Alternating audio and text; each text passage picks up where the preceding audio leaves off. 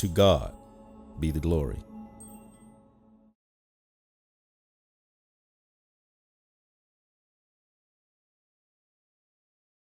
Yom Tov Talmudim. Good day, students. Ma Shalom Ka. How are you today? Shimi Dr. Dennis Petrello. My name is Dennis Petrello. I will be your instructor in this course entitled Beginning Hebrew or Hebrew Grammar. In this particular course, we'll be working on getting some basic tools in order for you to be able to translate out of the Hebrew Old Testament and learn a little bit about Hebrew grammar. The version that I'll be using when I make reference to the Old Testament in this particular course will either be a translation out of the Hebrew Old Testament scriptures or maybe from the New American Standard Version. The course requirements are things that you need to familiarize yourself with. Of course, you need to be working on taking notes as we proceed through this course. Also, the textbook that we'll be using will be something that we've tried to let you know that you're going to be needing to have this textbook as we proceed through the various lessons in this course.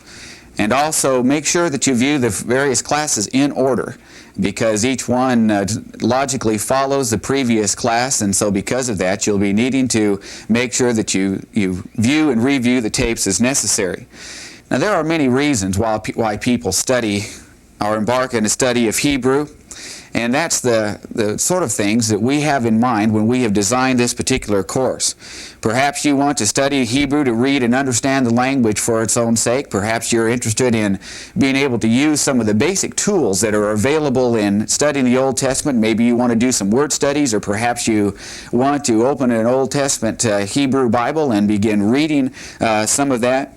Maybe you're planning a trip to Israel and you'd like to be able to communicate with some of the people over there. No matter if that you have goals such as that, or maybe some others in addition to those, this course will be of benefit to you in these particular goals.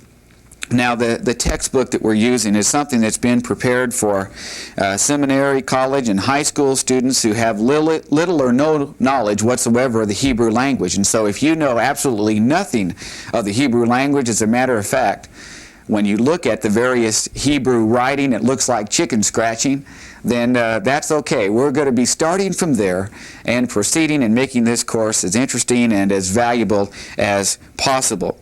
The approach and structure that we'll be using in this particular class will include vocabularies and notes, grammar, and various study hints that will enhance your study and make it more valuable to you, various exercises and written assignments that will enable you to proceed at a pace that fits your own schedule.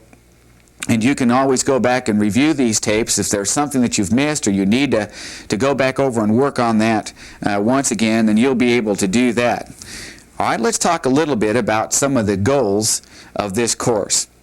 The first goal of this course is to give the student a workable knowledge of the Hebrew grammar. Now, when we talk about this, we're basically saying that we want you to know a little bit about the Hebrew language and the way a person would translate various Hebrew sentences, and you have enough knowledge of the grammar so that you will be able to do that and be able to do that translating. Obviously, a course of this length will not give you all of the rules of grammar, but you'll have enough knowledge of grammar so that you can do some translating. Second goal of the course is to acquaint the student with vocabulary most often used in the Hebrew Old Testament. The textbook that we're using is designed this way so that right off the bat you're beginning to learn some of the words that occur most often in the Hebrew Old Testament scriptures, and as a result of that you're beginning to learn these words and acquire a working vocabulary that's going to enhance your study of the Old Testament. All right, the third goal of this course is to bring the student far enough that he or she can do some translating from the Hebrew Scriptures. Now, this is something that most people have as a goal. They think it would be exciting to open the Scriptures and see the words in the tongue that God originally spoke them to Abraham or to Isaac, Jacob, or Moses, or whoever they might want to be studying, or perhaps read the words in the original tongue that were spoken by Jeremiah or Isaiah the prophet. And that may be your goal of wanting to go to the Hebrew Scriptures themselves. And that's something that you'll be able to do by the time that we finish this course. A fourth goal of this course is to proceed far enough in Mansour's grammar, that's our textbook, that the student can proceed on their own. We're obviously limited in time. We're not going to go all the way through Mansour's book, but we will be going far enough that you can pick it up from there, and on your own time and schedule you can finish Mansour's book. Fifth is to teach the student about Hebrew tools available today for research and how to use those tools. Now, I'll be introducing you to some books in just a few minutes that will be a good addition to your library if you want to be a serious student of the Hebrew Old Testament, and I'll be introducing you to those tools in just a minute, and you can write those down. Have your pencil and paper ready so that you can write those down and acquire these books that will be good to have in your library. And then the sixth and final goal of this course is to give the student examples of how knowing Hebrew can enhance their understanding of the Old Testament and the New Testament. Now, when we go through this course and I talk about these various things, and there'll be certain words that I think will be interesting for you to know that this is a particular word, for example, that God used in this text and why that was important there, or how this particular word might be a key word for a certain book. And that will be something that will enhance your study of the Old Testament, and as a result of that, you'll be a better student and more knowledgeable of God's Word. Now, I also said that it's going to be something that's going to help you in your study of the New Testament. Well, it's beneficial to New Testament study because what happens is that you know a little bit more of the background. You understand some of what the people in the New Testament are thinking as far as their understanding of the Old Testament Scriptures, a little bit of the culture and the way people were like, and as a result of that, it's very important to have a good workable knowledge of the Old Testament and, of course, knowing Hebrew, just like if you happen to have studied Greek, and knowing Greek helps you and benefits your study of the New Testament Scriptures. But nevertheless, no matter which of these goals are most important to you, all of them will be something that we'll be striving to achieve in this particular course. All right? The textbook that we're going to be using for this particular course is Menahem Mansour's book entitled Biblical Hebrew Step by Step. And this is what you see right now. Now, the first 5 lessons in Mansour's grammar are devoted to the reading and writing of Hebrew.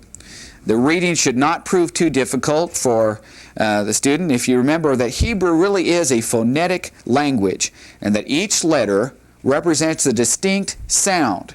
Now, when we say this, it's one that should be of tremendous benefit to you, because once we learn what the letter is and the way that letter should sound, then it's going to stay that way, and we're not going to be changing it on you, so that's the way it'll stay, and that will help. The first 5 lessons are focused on that particular goal.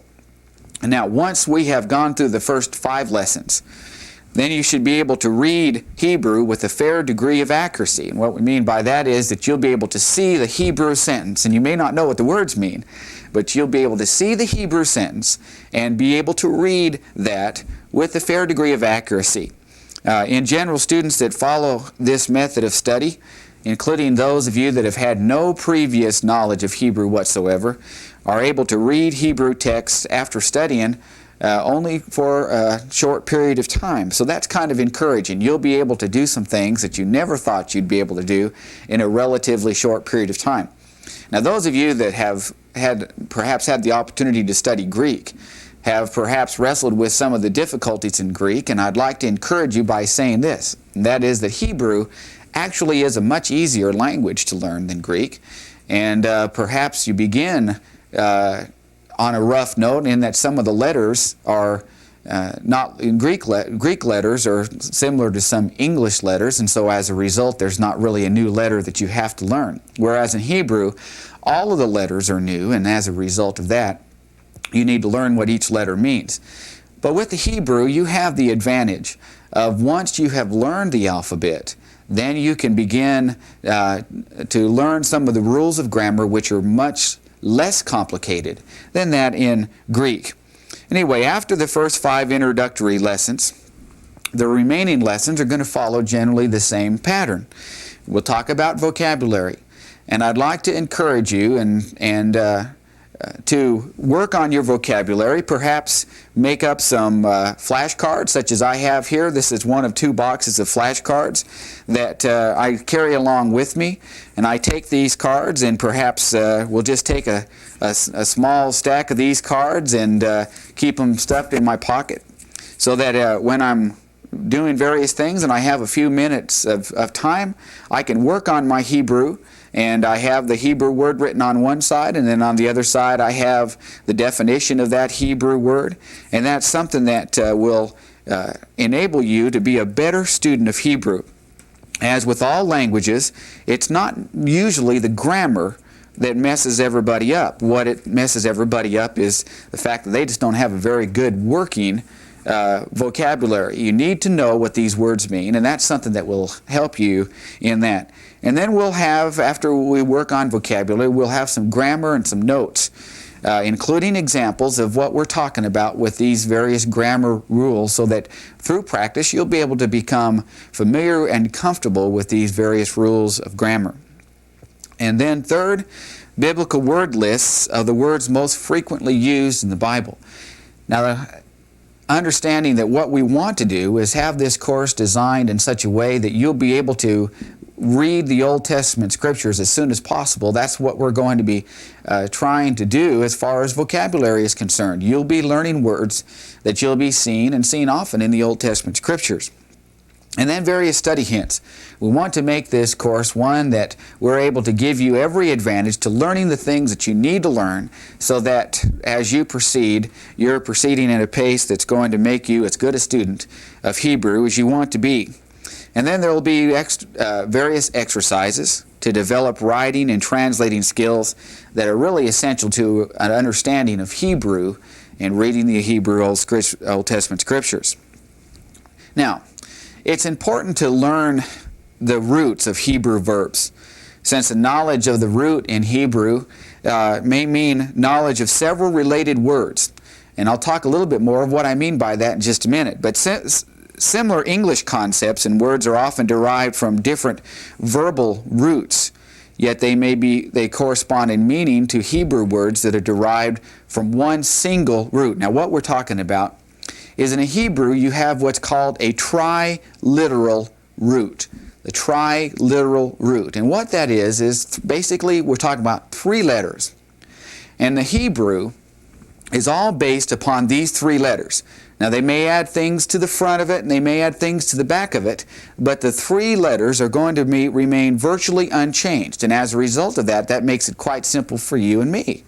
And as we look at these various 3 letters, we're able to identify what word that is, and then we can look at the things that's added to the end of it and to the front of it and figure out the complete, thorough translation. For example, the Hebrew word to bear, like in bearing a child, is also the exact same 3 letters that would be used to say to beget, or the word for a boy, or the word for a girl, or the word for generation, and the word for kindred are all derived from this one particular Hebrew root.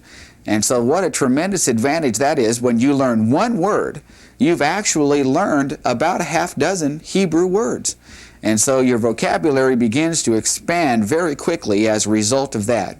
And so, unlike Greek that has a tremendous vocabulary, and even then there are literally hundreds of words that you still would not recognize, with Hebrew, if you can learn to have a vocabulary of about 400 to 500 words, maybe even less than that, then almost every part of the Hebrew Old Testament you'll be able to read and do a fair job of translating. And so that's one of the blessings and the benefits of studying Hebrew. Now, from the earliest beginnings, Hebrew was a language that was had an alphabet that was composed only of consonants. And it's easy to read Hebrew of any period, whether we're talking about biblical Hebrew or rabbinical Hebrew or maybe even modern Hebrew. The difference between the Hebrew of the book of Genesis, for example, and the Hebrew of a modern writer is far less than even, say, the English of Shakespeare and modern English. And so you, by learning biblical Hebrew, will be more able to understand and read modern Hebrew than someone in English would be able to go back and read Shakespeare's type of English and the English of George Bernard Shaw. And as you study the text and as you review these tapes, make sure that you review, and you review as often as necessary. Some exercises contain sections that have review exercises, and make absolutely sure that you study these exercises very carefully.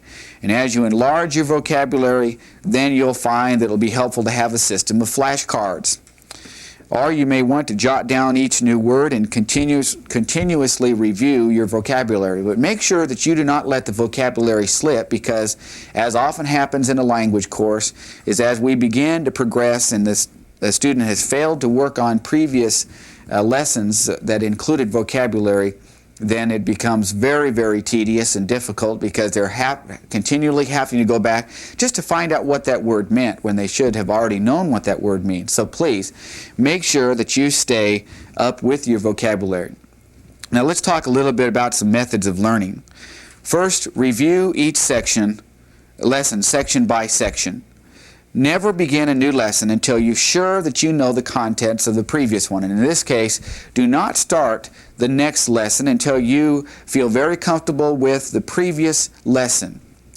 Then thoroughly master the vocabulary at the beginning of each lesson. Test your understanding of the vocabulary again and again before you do the exercises. Third, study the material in the grammar and note section, and then carefully read the study hints that will be given you as we proceed through this course. And then when you feel that you understand the entire lesson, then begin the exercises.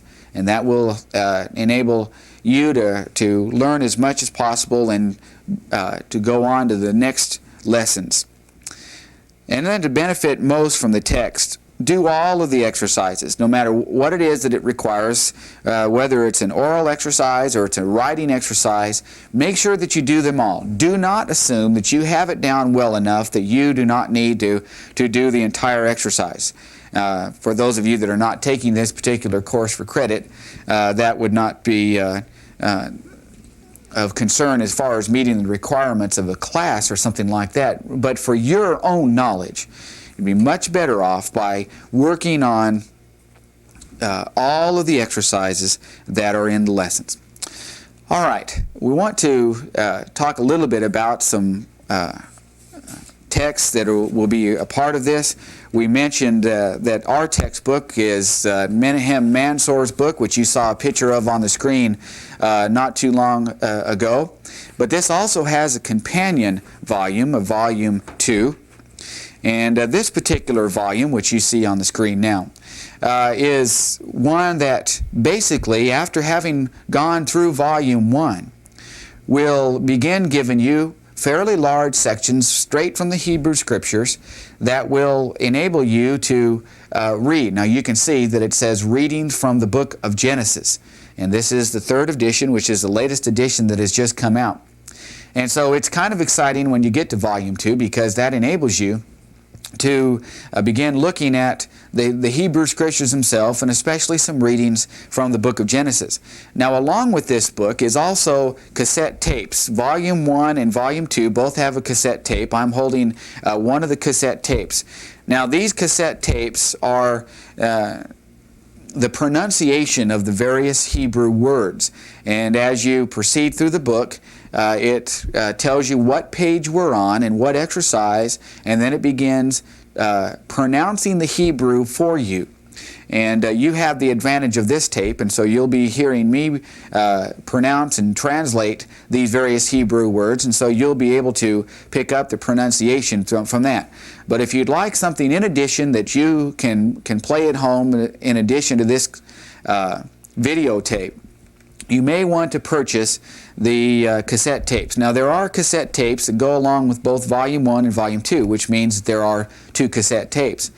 I do not recommend that you get both tapes, because if you're able to pronounce these things after you finish Tape 1 in Book 1, then you will not need to get Volume 2, because it's basically the same thing, and certainly by then you're able to pronounce the Hebrew well enough that you do not need someone to continue to read it to you and let you see how it's pronounced. But I want you to know that this tape is available, that is a companion to Menahem Mansour's book.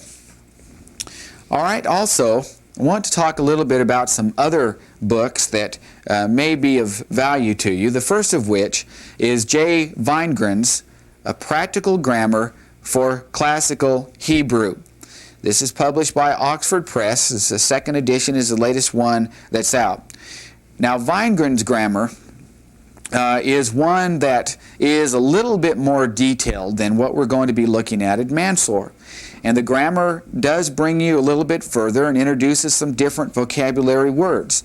And if you're interested in studying Hebrew in a little bit more in depth, or after you study through this course and you want to try to go back and go through your grammar rules and lessons and all of that all over again, Weingren is an excellent book to have in your library if that's a goal that you think that you might have in your own study. All right, another book that we'd recommend is Abraham Halkin's 201 Hebrew Verbs. Now, you can see that this is just a book that is focusing on verbs. And what he has done is he's taken these verbs, and as you can see, they're fully conjugated in all forms. Now, Hebrew has what's called binyanim. That's from the Hebrew word meaning building or buildings. And there are 7 binyanim, or buildings, that are all part of the Hebrew word. And these things are not complicated. As a matter of fact, they're very simple to learn. And what Halkin's book does for you is he takes these major Hebrew verbs and he just conjugates them for you, and you can learn the rules of conjugation in Hebrew. And that's an excellent book to have as a companion volume to your various study.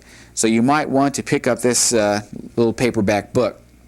A third book that we would recommend would be George Landis' A Student's Vocabulary of Biblical Hebrew. This is published by Charles Scribner's and Sons. And what happens in this particular book is he takes the vocabulary that most often occurs in the Hebrew Scriptures, and he has broken it down. The first section has verbs that occur in the Hebrew Old Testament Scriptures from 500 occurrences on up. And then after you're able to work on those verbs that occurred from 500 occurrences in the Hebrew Old Testament Scriptures and up, then he goes back down to 250 to 500 words that occur, and then you can work on that vocabulary, and then you proceed on down to words that occur fewer and fewer times in the Old Testament. And then after he's finished the verb section, then he does the exact same thing with words. Just general words, not verbs, and begins with 500 words or more, and talks about or identifies those words and their definitions, and then 250 to 500 of just general words that occur in the Hebrew Scriptures. And so, if you're wanting to work on your vocabulary and you're wanting to especially focus on the vocabulary of the Old Testament Scriptures, then Landis' book would be an excellent thing to acquire. All right, another book that we recommend is Brown, Driver, and Briggs, A Hebrew and English Lexicon of the Old Testament. Now, this is also published by Oxford Press, and this particular book is one that is going to help you in looking at these various words in a more detailed way. This is a word study tool that enables you to find the word in this lexicon. If you're familiar with the Greek Art and Gingrich, the Brown, Driver, Briggs is the companion volume for the Hebrew Old Testament that Art and Gingrich is for the Greek New Testament. All right, by studying Brown Driver Briggs, then you're going to have the same basic information that you have in Art and Gingrich if you're familiar with Art and Gingrich. And what I mean by that is that you have the word, you look up that word in there and he'll tell you the various ways that it can be defined, and also give you examples of where that particular word occurs both in the biblical passages and outside of biblical literature. Now, we'll be talking more about Brown Driver Briggs at the conclusion of this course and give you some examples of, now that you've studied Hebrew for several lessons, what sort of benefits you can get from the time that you've invested in learning this great language. All right, a fifth recommended book is that which is Gesenius's Hebrew Chaldee Lexicon. Now, when we talk about this particular book, it's one of many lexicons that are available, and you may not want to purchase this one particularly. I've got this one up there because it is paperback and it's fairly extensive and it's cheap, and you can purchase this from Baker Bookhouse. Now, what this lexicon does for you, different than the Brown Driver Briggs, is that you're looking at a particular word in the Hebrew Scriptures, and you have absolutely no idea what that particular word is. Well, you can look in Gesenius, and Gesenius will have that exact word, and then he'll tell you which of the 7 binyanim that is, and from what triliteral root that has come from. And then you can go from there to Brown Driver Briggs if you were not able. Now, that's one disadvantage to Brown Driver Briggs, and they're working on that. Perhaps with some newer editions will be coming out and already in publication now. That what that does is the Brown Driver Briggs has kind of been revised a little bit so that any word that you find in the Hebrew Scriptures, you can go right to it in Brown Driver Briggs. But what has happened is that Brown Driver Briggs just basically takes the root word and discusses it right there, and if you're not able to identify what that root is, then you would not be able to find that particular word in Brown Driver Briggs. So, when you have Gesenius's book, then that enables you to look up the exact word. Now, if you've done some work in Greek, then you know the advantages of having a lexicon like this, where you can look up the exact word, and it tells you whether it's a second aorist, indicative active, or whatever the case may be, and then you can find that particular word in its first person singular present indicative active form in Greek. And that's basically the way it would be given to you in Hebrew, only it's not called present indicative active, it's called the Cal perfect. All right, and we'll talk a little bit more about that. So Gesenius would be an excellent book for you to have, especially if you are serious about doing some work in the Hebrew Scriptures. All right, another book that would recommend, and of course this is the most important of all, and this is the Biblia Hebraica Stuttgartensia. Now, that Stuttgartensia is the edition of this Hebrew Bible, as you can translate that. And by looking at the Biblia Hebraica, this is the recognized Hebrew Scriptures that seminaries and colleges that are going to study the Hebrew Scriptures, this is the one to get. And I recognize that there are some other editions of the Hebrew Scriptures, just like there are of the Greek Scriptures, and but this is the one that you're going to want to get, the Biblia Hebraica Stuttgartensia. Now, this particular volume comes in a large size, which is what you saw on the screen just a minute ago, and it also comes in a smaller size, which is a lot more easier to carry around, and you may want to purchase the smaller volume. There's nothing different at all, except the print is just a little smaller, and you're able to carry that around a little bit better. Now, if you're familiar with the UBS Greek text, and you also know that you have on the bottom of that what is called a textual apparatus. And what that means is this particular word perhaps occurs in some manuscripts but not in some other manuscripts. Well, you also have the same textual apparatus in the Biblia Hebraica Stuttgartensia.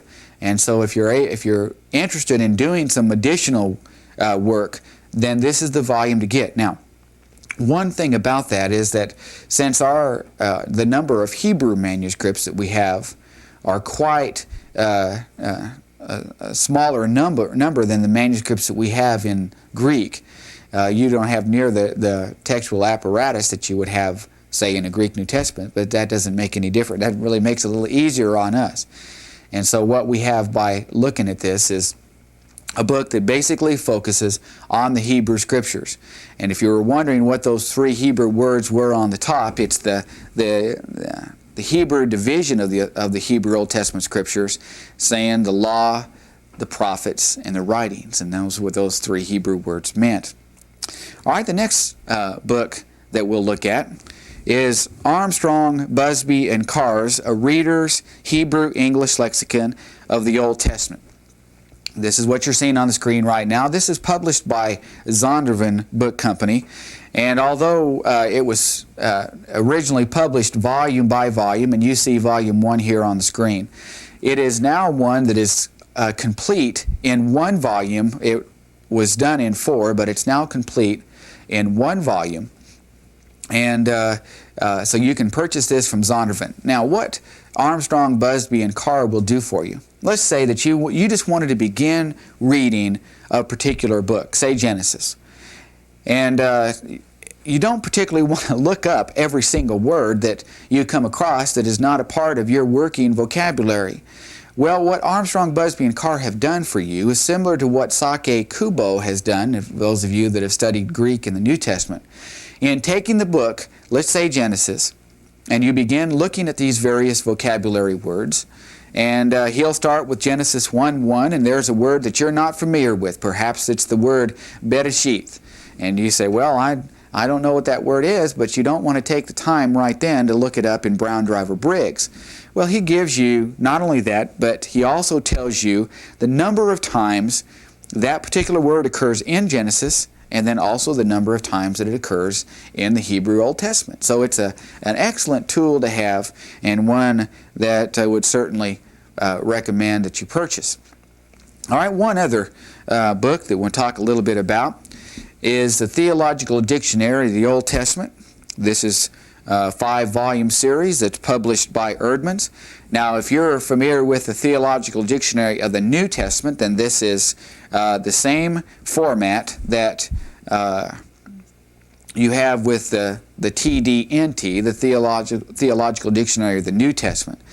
Now, what this does is it's an excellent word study tool, and he'll give you examples of this particular word in the various Hebrew Old Testament passages, the setting, talk a little bit about the background, talk about some examples of how that word occurs outside of the Hebrew Old Testament. Perhaps we have found some manuscripts, or we have found some other things that have this a particular word in it, and so he'll go through that particular process. Now also, the New Testament companion volume, the Theological Dictionary of the New Testament, usually goes back and studies the Hebrew word for the Greek word. For example, if you're looking at the Greek word pneuma for spirit, well, it'll take you back to the Old Testament Hebrew counterpart to that Greek word pneuma, which is ruach. And we look at ruach and we find some Hebrew examples of this particular word. And so the Theological Dictionary of the Old Testament would be an excellent volume to have. Now, a word of caution about this one. I do not recommend the theology that is given in these particular volumes. You've got to remember that these volumes were not done by Christian men, but they were done by individuals that do not always hold the inspiration and the authority of the Scriptures as high as they ought to. And so it's an excellent study tool, but you need to approach this particular volume with some caution, understanding that it is not done by men that have the type of theology or viewpoint of the Bible and of God that we believe is biblical. All right, so with that word of caution, that's what we give with the Theological Dictionary of the Old Testament. All right, when we look at these books, you may find that there are a number of other books that will be of benefit to you. And when we look at these other books, you may see some in a bookstore on a shelf that you think might be of help to you, and would certainly encourage you to add anything to your library that you feel will be beneficial. But these are some things that we've recommended. I know that there are a number of things that are coming out right now that I have found to be very helpful and have used in my classes. One is, for example, a children's book that has taken the book of Genesis and the story of creation and has broken it down in small lessons that enables you to, like a child would learn Hebrew, which is basically the way we need to learn it too, starting from scratch. And you go through Genesis, and so you might be able to find a reader in Hebrew, and something like that will be of tremendous value to you. All right, those are the books. Of course, Mansour's book is the one that we're going to be focusing on. And let me encourage you that if you do not have a copy of Menahem Mansour's Biblical Hebrew Step by Step, then you need to secure a copy of that. As we proceed, I'll be showing various copies or pages of Mansour's book, and you'll be able to see those things on the screen. But that's going to be somewhat limited in what you're going to be able to do, and of course you will not be able to complete the exercises by what you see on the screen. So you do need to secure a copy of Menahem's Biblical Hebrew Step by Step, Volume 1, Second Edition. There is a first edition, but the second edition is the one that you need to get. All right, this completes our first lesson, and we're excited about proceeding through in our study of Biblical Hebrew.